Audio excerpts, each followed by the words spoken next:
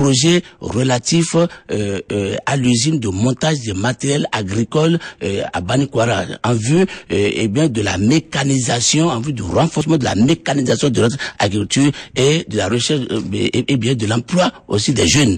Et ensuite nous avons fait part au chef de l'État de l'accord du gouvernement japonais à financer le projet relatif à l'hôpital de zone d'Alada. Il s'agit aussi là d'une grande victoire pour le peuple béninois et c'est suite à la visite donc du docteur Eboni au Japon en mai et juin 2013 et lors de la T4-5. Et ensuite il y a le troisième projet qui a trait à l'approvisionnement en eau potable des régions rurales de notre pays. Le gouvernement du Japon, après avoir financé donc la 6e phase de l'approvisionnement en eau potable des régions rurales du Bénin, vient cette fois-ci de mettre un accent particulier sur l'approvisionnement en eau des collines où le besoin se fait sentir de façon grave. Et enfin, le gouvernement du Japon vient de décider, à titre exceptionnel, d'augmenter le nombre des volontaires japonais dans nos centres de santé, dans nos écoles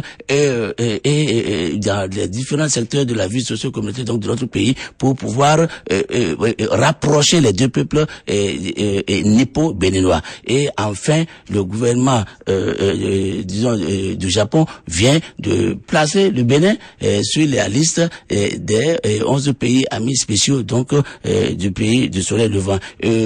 En 2013, le gouvernement du Japon a doublé l'aide alimentaire, généralement appelée le KR1. Cette aide alimentaire qui était annuellement de 1,250 milliard a été portée à 2,340 millions de francs CFA en 2012. Et déjà en 2013, le Japon a encore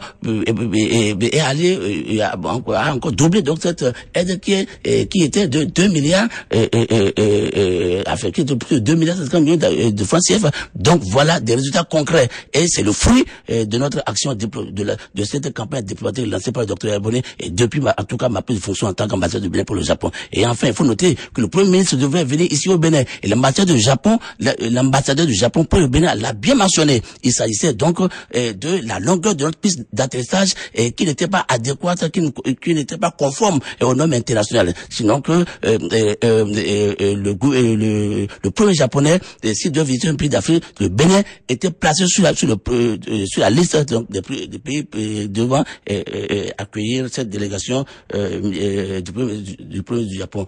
Nous devons donc nous sentir heureux que les relations entre ce pays, le Japon et le Bénin se renforcent davantage. Et je pense qu'il en sera ainsi pour les autres pays, les 10 autres pays de ma juridiction.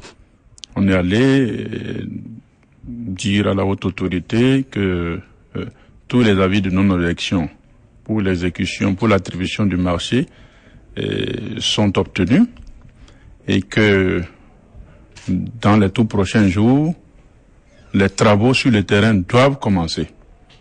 Le chef de l'État nous a instruit afin que une équipe technique aille sur le terrain à partir de demain pour la remise des sites aux différentes entreprises qui ont gagné les marchés.